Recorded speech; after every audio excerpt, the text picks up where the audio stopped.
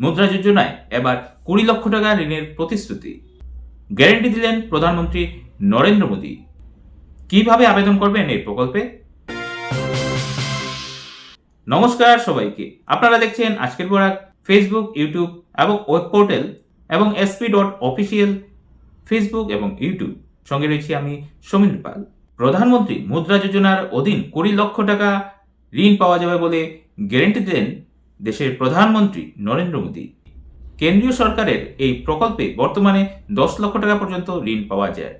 কিভাবে এই প্রকল্পে আবেদন করবেন, কারা আবেদন করবেন, কি কি শর্ত রয়েছে এই প্রকল্প পাওয়ার ক্ষেত্রে, জেনে নিন বিস্তারিত। লোকসভা নির্বাচনের আগে মুদ্রা যোজনা নিয়ে বড় প্রতিশ্রুতি দিলেন প্রধানমন্ত্রী নরেন্দ্র মোদী।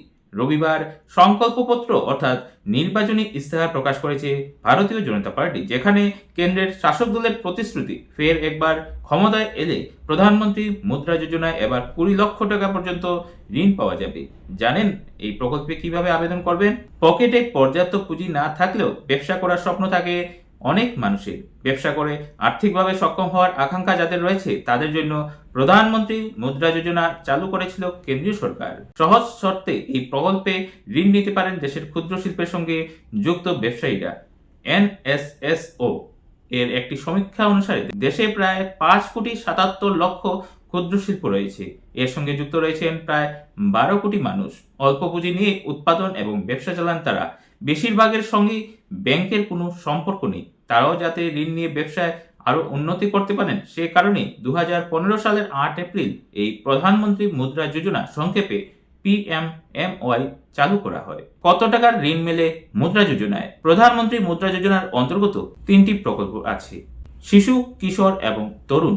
শিশু প্রকল্পে 50,000 টাকা, কিশোর প্রকল্পে 50,000 থেকে 5 লাখ টাকা পর্যন্ত এবং তরুণ প্রকল্পে 10 লক্ষ টাকা পর্যন্ত ঋণ পাওয়া যায়। তবে এই ঋণ পাওয়ার ক্ষেত্রে কিছু শর্ত রয়েছে। কেউ ব্যক্তিগত কারণে এই ঋণ নিতে পারবেন না। কোন কোন শর্তে ঋণ দেওয়া হয় চলুন শুনে নিন।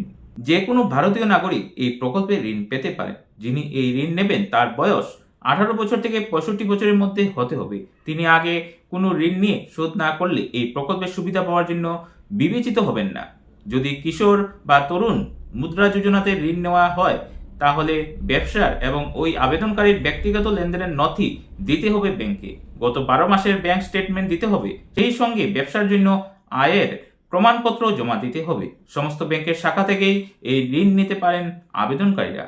আবেদনকারীর একটি পরিচয়পত্র, বর্তমান বাসস্থানের ঠিকানা, আয়ের প্রমাণপত্র বা ইনকাম ট্যাক্স জমা দেওয়ার নথি, ব্যাংক স্টেটমেন্ট, যেখানে ব্যবসা করা হচ্ছে তার প্রমাণপত্র, কতদিন ধরে ব্যবসা চলছে তার নথিও জমা দিতে হবে আবেদনপত্রের সঙ্গে।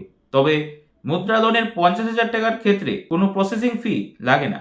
তবে তার বেশি টাকা ঋণ নেওয়া হলে 0.50% হারে এই প্রসেসিং ফি লাগবে। আজকের মতো এতটুকুই। শুভরাত্রি সবাইকে।